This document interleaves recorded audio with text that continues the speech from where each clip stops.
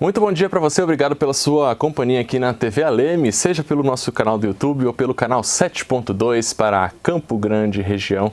Mais uma vez, obrigado pela sua companhia. Bom, vamos começar falando então dos projetos que foram votados. A votação acaba de acontecer lá no plenário de Júlio Maia, a gente já repercute ao vivo aqui na TV Alemes. Vamos começar então falando desses projetos. 4 matérias estavam pautadas para a sessão de hoje. Projeto inicial, o primeiro item da pauta de hoje, projeto de lei de número 90, votado e aprovado em discussão única pelos deputados estaduais. O autor do projeto é o deputado Londres Machado, do PP, líder do governo, e que denomina Fernando Martins Mendes o anel viário que fica lá no interior do estado, na cidade de Santa Rita do Pardo. Fernando Martins Mendes foi prefeito de Brasilândia, mas que entre os anos, final dos anos 70, começo dos anos 1980, mas foi em Santa Rita do Pardo que ele estabeleceu o domicílio eleitoral e atua politicamente no progresso lá da cidade. Esse anel viário, ele conecta 2 rodovias estaduais, a MS 040, que vai até Brasilândia, e a MS 338, que vai até Bataguaçu. É o anel rodoviário que, em vez dos motoristas, em especial os caminhões, terem que atravessar a cidade, usam esse anel rodoviário e que agora então leva o nome de Fernando Martins Mendes, que teve um papel muito importante no desenvolvimento de Santa Rita do Pardo. Matéria seguindo para a sanção do governador Eduardo Riedel. O segundo projeto votado para hoje, para a ordem do dia dessa terça-feira, 21 de maio, é o projeto de lei de número 296, matéria discutida, votada e aprovada na sua segunda discussão. Autor é o deputado Antônio Vaz, do Republicanos, e que inclui a Marcha pela Vida, que é um evento que já tem acontecido nos últimos anos, não só aqui em Campo Grande, mas em vários municípios de Mato Grosso do Sul, sempre no dia 8 de outubro, a inclusão desse evento no dia 8 de outubro no calendário oficial de eventos do estado aqui de Mato Grosso do Sul. E a justificativa do deputado Antônio Vaz, inclusive, a gente traz aqui para quando ele propôs a inclusão desse evento no nosso calendário. Uma mobilização que busca fortalecer e defender os valores da vida desde a concepção até o seu fim natural, fecha aspas. O dia 8 de outubro é uma referência ao Dia Nacional do Nascituro, que foi criado pelo Congresso Nacional. Nascituro vem de um latim de maneira muito superficial, a gente pode explicar como aquele que tem uma expectativa de vida, que tem uma expectativa de nascer, o nascituro, né? Então seria esse sujeito que não nasceu, mas tem expectativa. Aprovada então em segunda discussão a inclusão da Marcha pela Vida no dia 8 de outubro no calendário oficial de eventos aqui do nosso estado.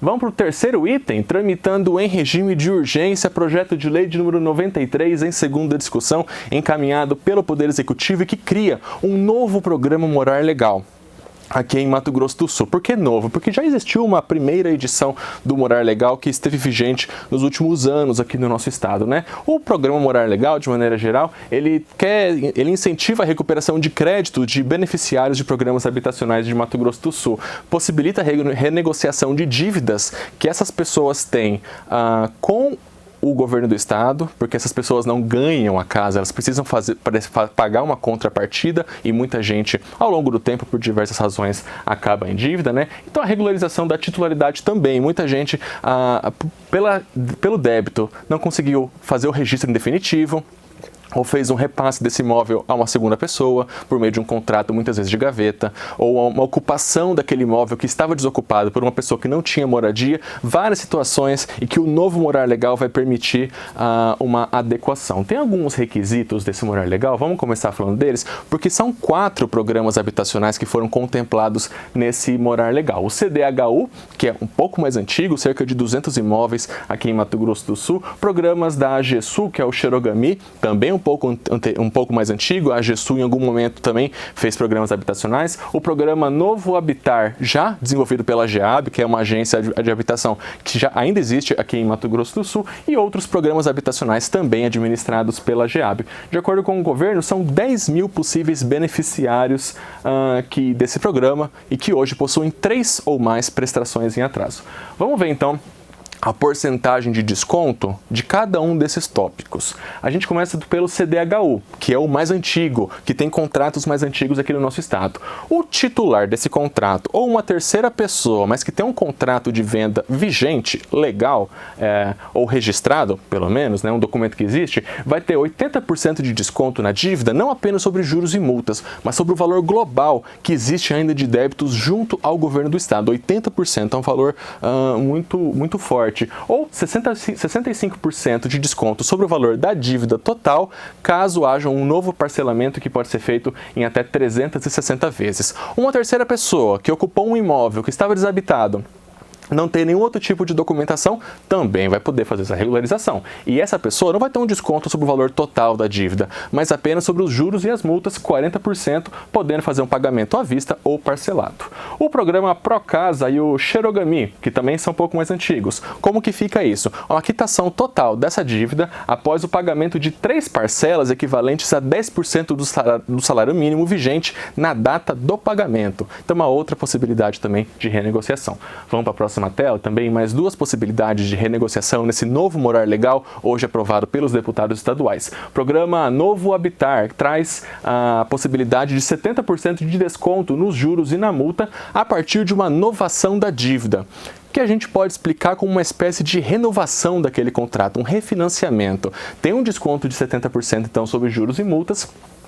As parcelas, elas são, uma nova parcela é feita já com esse desconto aplicado, e as famílias então têm a possibilidade de pagar uma parcela menor e acertar as contas com o programa habitacional. Demais contratos originários também da GEAB, tem possibilidade de renegociação para quem está em atraso, 100% de desconto nos juros e na multas para quem fazer o pagamento à vista, 60% de desconto nos juros e na multas para quem quitar 4 ou mais parcelas em atraso e 35% de desconto nos juros e na multa numa situação semelhante a essa aqui, na novação da dívida, numa espécie de refinanciamento. Também tem um desconto um pouco menor se comparado às outras possibilidades, mas já é um desconto de 35%, também bastante robusto, para quem quiser fazer um refinanciamento da dívida, poder ficar em dia, pagar as parcelas já com um valor menor e acabar com a inadimplência. Então, são essas possibilidades. A nossa equipe, antes da votação desse projeto, conversou com o deputado Pedro Ocean Neto, que é o vice-líder do governo, e ele repercutiu um pouco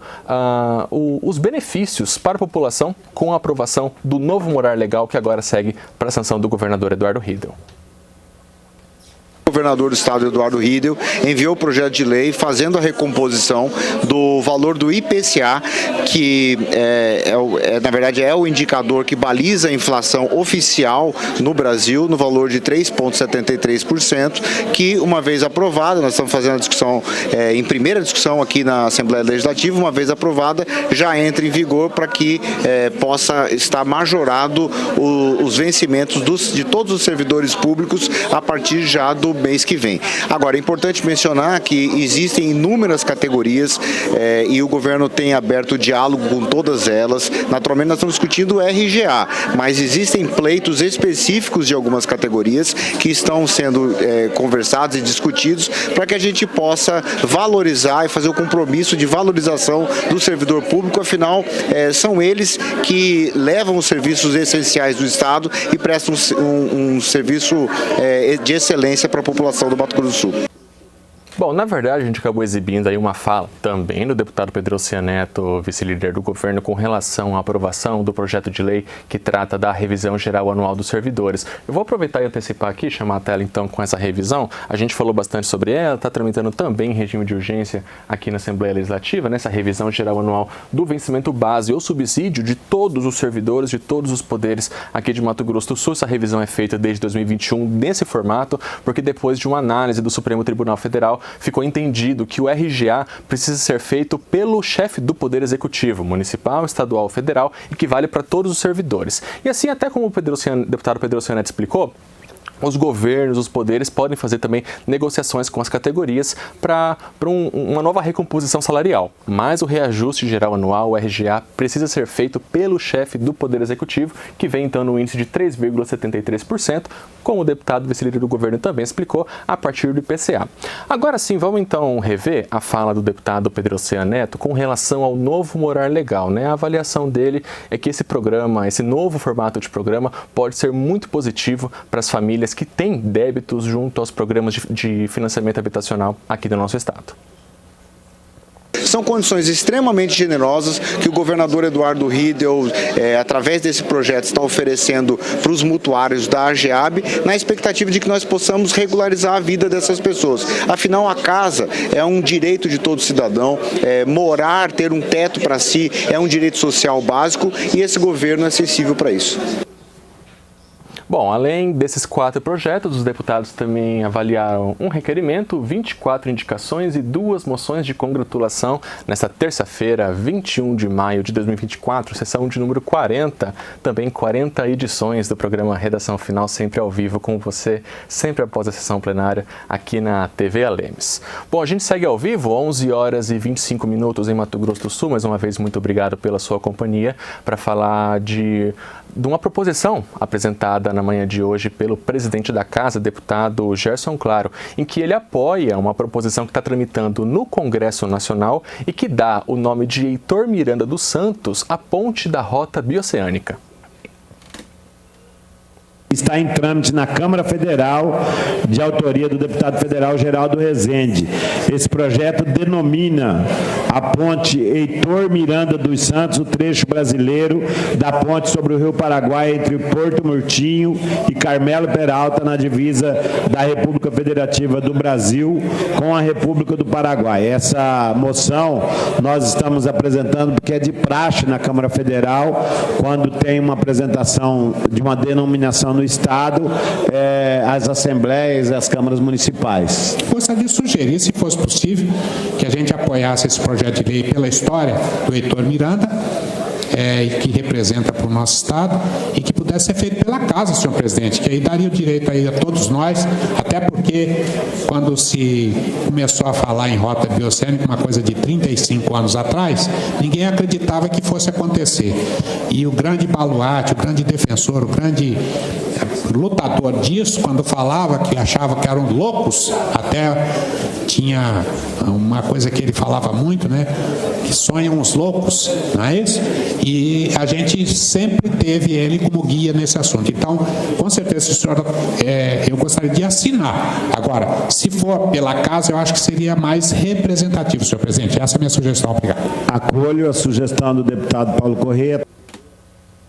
Pois é, né? Como os deputados falaram, Heitor Miranda dos Santos, que é irmão do deputado Zeca do PT, foi uma figura visionária lá no passado, muita gente até duvidou, mas hoje está se concretizando. Rota Bioceânica tem o potencial de mudar a economia de Mato Grosso do Sul. 11 horas e 27 minutos, a gente segue ao vivo aqui com Redação Final, agora para falar de um requerimento apresentado pelo deputado Paulo Duarte ao Ministério Público. Ele quer saber se a Flexpark, que é aquela empresa que fazia a gestão do estacionamento rotativo aqui na capital, Campo Grande, cumpriu um termo de ajustamento de conduta firmado junto ao Ministério Público com relação à devolução do saldo que os usuários tinham ou na chave ou no aplicativo do estacionamento rotativo, porque o contrato se encerrou e muita gente ainda tinha dinheiro para receber. Queiro à mesa, na forma do inciso 20 do artigo 173, ouvido soberano plenário, seja feito do ofício desse poder, a 43ª Promotoria de Justiça de Campo Grande, ao excelentíssimo senhor promotor de justiça Luiz Eduardo Lemos de Almeida, solicitando que seja enviada a esta Casa de Leis informações detalhadas sobre possível descumprimento do termo de ajustamento de conduta por parte da empresa Metropark Administração Limitada, TAC oriundo do inquérito civil 06-2022-491/2. Esse TAC tem por objetivo resguardar e proteger as relações de consumo entre a Metropark Administração Limitada e os consumidores que pagaram tarifa pública de forma antecipada pelo serviço de estacionamento rotativo não prestado. E, de acordo com informações que nos chegaram, a empresa teria informado que em 2022 havia um saldo de R$ 3.510.771,97 em suas contas e que foram devolvidos aos usuários que não utilizaram o serviço de estacionamento rotativo apenas R$ 234 mil a esses usuários. Diante dessa informação, solicitamos esclarecimento a esta promotoria. 11 horas e 29 minutos, a gente fala agora de uma moção de congratulação apresentada pelo deputado Caravina.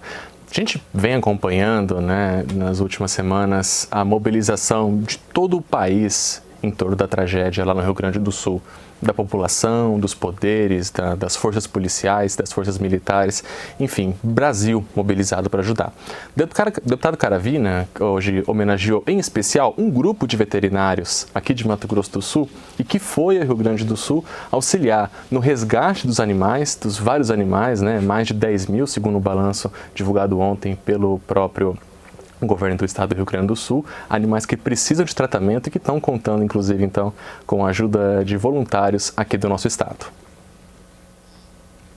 Requeiro à mesa, ouvindo o colégio plenário, nos termos do artigo 173, inciso 16 do Regimento Interno da Assembleia Legislativa, que seja encaminhado moção de congratulação ao Grupo de Resgate Técnico Animal do Pantanal de Mato Grosso do Sul, GRETAP, que em ação conjunta com a Superintendência de Políticas Integradas de Proteção da Vida Animal, SUPROVA, a Secretaria de Estado de Turismo, Esporte e Cultura, CETESC, a Universidade Católica Dom Bosco, o CDB, e as empresas Dog Box e Maranata Pet Shop, realizam força-tarefa de buscas e resgate de animais nas cidades do Rio Grande do Sul atingidas pelas enchentes, levando água, alimentos, ração para cães e gatos e milhares de doses de vacina antirrábica para os animais prejudicados pela catástrofe natural. Peço o voto dos colegas à moção de congratulação para esse trabalho importante.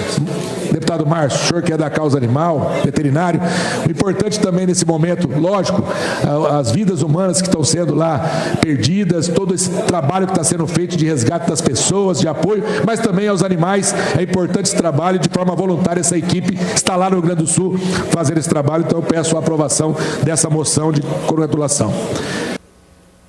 E o deputado Zeca do PT falou hoje durante a sessão plenária sobre a situação das 3 unidades da FUNAI, que é a Fundação Nacional do Índio, né, como era conhecida, mas agora também dos povos indígenas, povos originários, com relação à situação administrativa dessas unidades aqui em Mato Grosso do Sul. E disse que pretende negociar com a bancada federal o repasse de emendas parlamentares para viabilizar a operação da FUNAI aqui no nosso estado. Senhor presidente, quero fazer um registro aqui que me sensibilizou muito. Eu visitei no final de semana passada a FUNAI de Dourados. Já tinha visitado a FUNAI de Campo Grande e de Ponta Porã. As 3 coordenações regionais vivem, senhor presidente, senhores deputados, precariamente. Para vossas excelências terem uma ideia, a FUNAI de Dourados, que atende 20 e poucos municípios, deputado Pedro Kemp, tem um recurso de custeio anual de 120 mil para comprar semente, para comprar adubo, para comprar óleo diesel e para comprar implementos. Eu me comprometi a fazer o que eu fazia quando o deputado federal botava 1 milhão, eu e o deputado Wander, na FUNAI de Dourados, na FUNAI de Campo Grande e de Ponta Porã. Me comprometi a conversar com os deputados federais, viabilizar com eles emendas que nós não temos nesse valor, para ajudar as coordenações regionais a poder atender a demanda dos povos indígenas.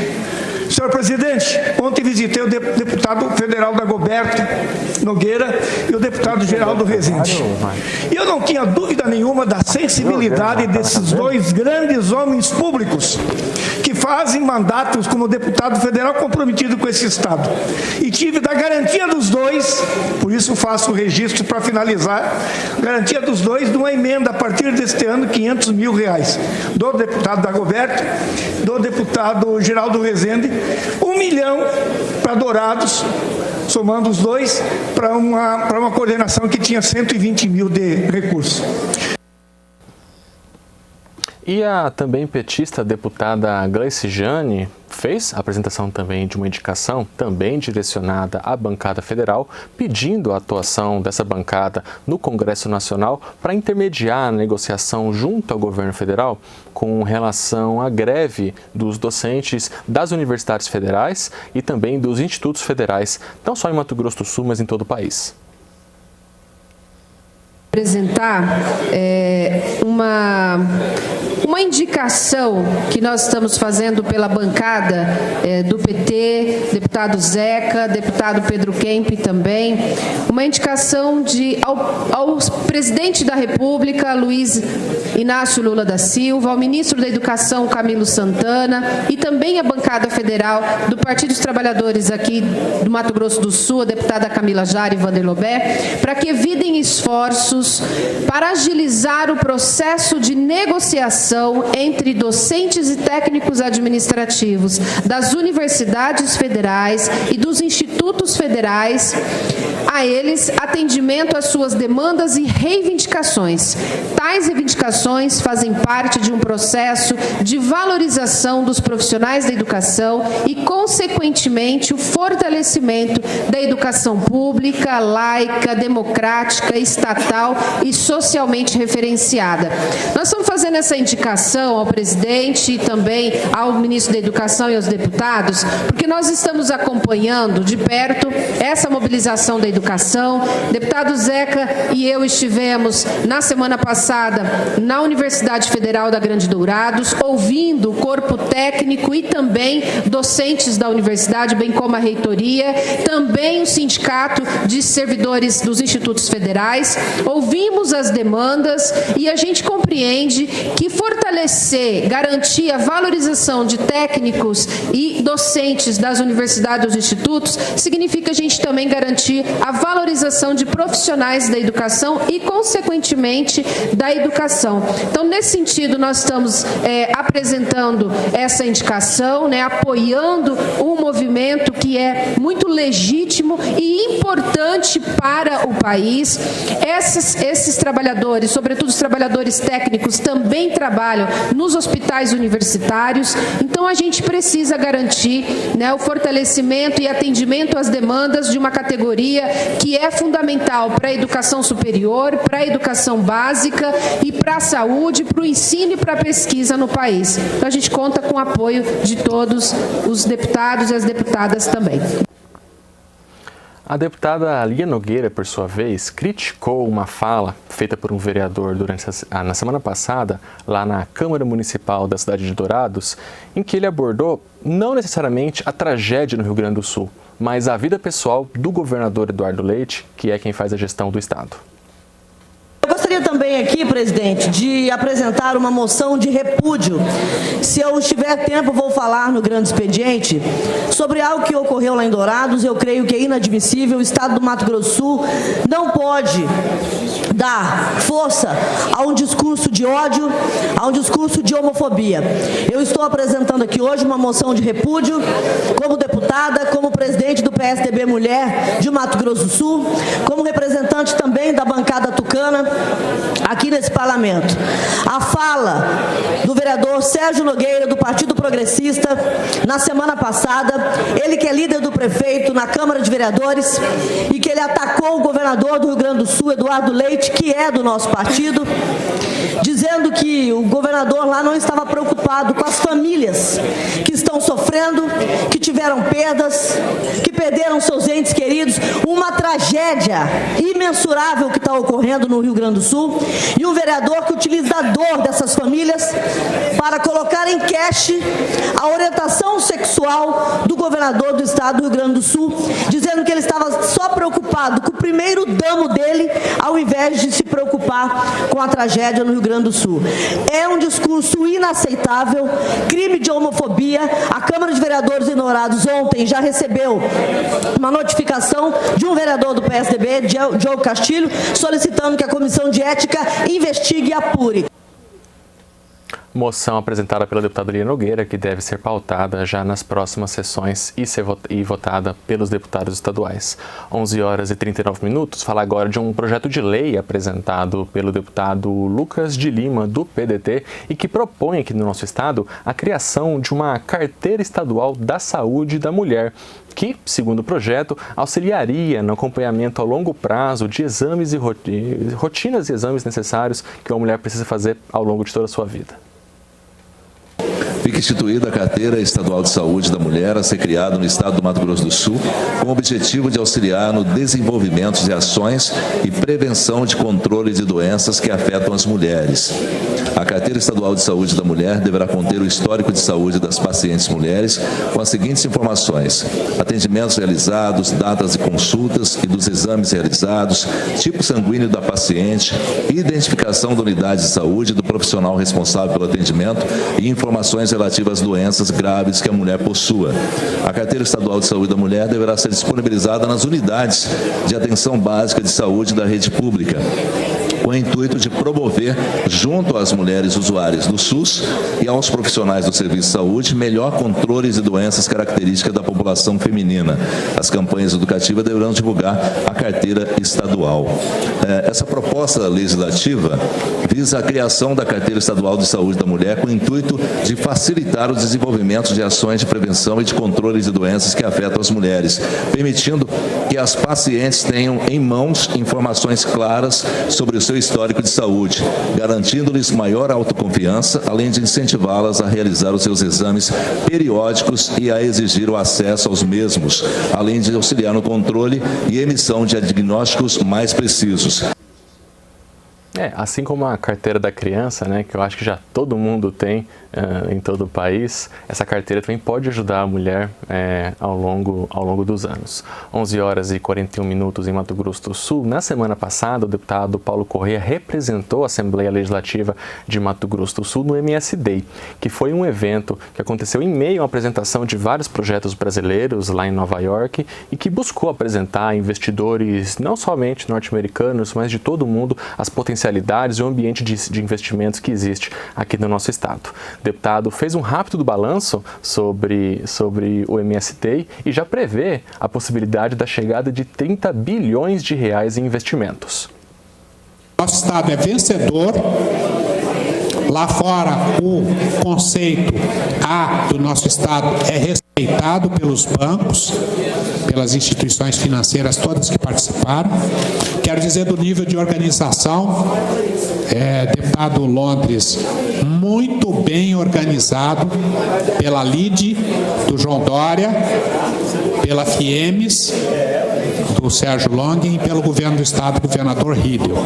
Eu me senti honrado de participar, Zeca, em função de a gente ver como o nosso estado mudou da época que eu fui com você, se me permite assim, senhor governador, e nessa viagem muda completamente de figura as oportunidades de negócio que são feitas a partir do momento que nós temos um estado bem administrado.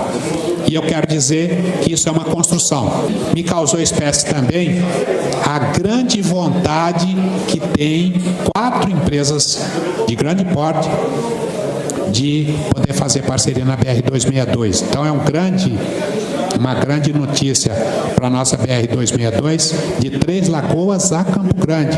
Eu acho que foi a maior oportunidade de parceria possível. O governador vai falar sobre isso, mas eu estou só adiantando aqui. Nós temos a possibilidade de fazer parcerias no valor de 30 bilhões de reais, deputada Mara Caseiro. Não é brincadeira isso. 30 bilhões de reais, nós estamos falando em 3 Suzanos. Então, o investimento que a Suzano fez 3 vezes o que foi cavado de possibilidade de a gente fazer parceria público-privada aqui para o nosso estado.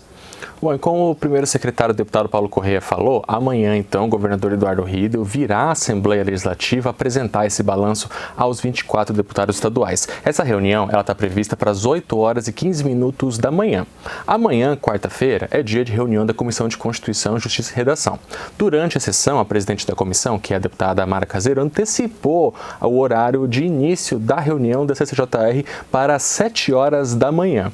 Então, como você que acompanha a nossa programação, acompanha o trabalho dos deputados estaduais, como que fica a programação amanhã então?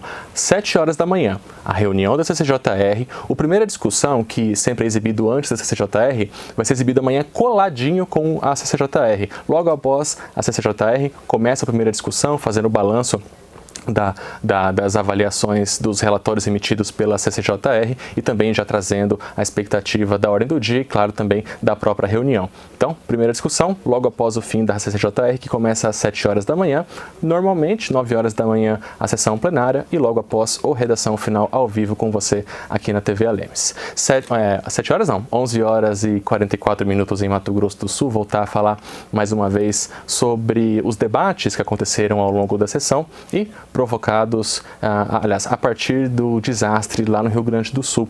O deputado Pedro Kemp ocupou a tribuna durante o grande expediente para criticar a fala de um líder religioso aqui de Mato Grosso do Sul que associou as enchentes no estado gaúcho com atos de bruxaria feitos pelos gaúchos. Diante de uma tragédia como esta que está acontecendo agora no Rio Grande do Sul, não pode existir diferenças políticas, ideológicas, partidárias, não deve existir, inclusive, discursos religiosos tentando buscar uma justificativa para um desastre da natureza que foi provocado pela não ação do homem no sentido de prevenir situações como essa em decorrência das mudanças climáticas. Eu, por exemplo, ontem vi um discurso de um padre católico dizendo que o Rio Grande do Sul precisa deixar as bruxarias de lado. Isso é absurdo, falar esse tipo de coisa. Também, como disse a deputada Lia, vereador falando, né, inclusive cometendo homofobia, né, do governador do Rio Grande do Sul. Essas situações não contribuem com absolutamente nada para aliviar o desespero das famílias, principalmente aquelas mais pobres, que são as mais atingidas pelas enchentes. Esse tipo de comportamento não contribui em absolutamente nada para aliviar o sofrimento daquele povo. Quando a gente vê o número de desabrigados, é assustador. O número de famílias que perderam as suas casas, que perderam tudo que tinham, é realmente desesperador. Na semana passada foi divulgado a quantidade de fake news que estavam sendo espalhadas nas redes sociais e algumas contas sendo divulgadas para as pessoas depositarem uma ajuda financeira, fazerem um Pix. Na verdade, pessoas se aproveitando daquela situação para encher o bolso de dinheiro, em cima da tragédia, da dor e do sofrimento das pessoas no Rio Grande do Sul. Algumas dessas contas foram identificadas, foram bloqueadas e vários fake news foram retirados das redes sociais, como, por exemplo, alguns que diziam que o governo federal estava bloqueando a passagem, não deixando passar carretas de medicamentos, de ajuda com roupas e alimentos para o povo desabrigado. Eu acho que essas questões precisam ser discutidas para que a sociedade possa reagir com firmeza e denunciar e punir com rigor quem, no momento como esse que o Brasil está atravessando, se aproveita para divulgar mentiras ou para se beneficiar financeiramente, como se estivesse arrecadando para ajudar os desabrigados e, na verdade, direcionando o dinheiro para a sua conta pessoal. 11 horas e 49 minutos, e com essa fala então do deputado Pedro Kemp, a gente vai encerrando a edição de número 40 aqui do Redação Final.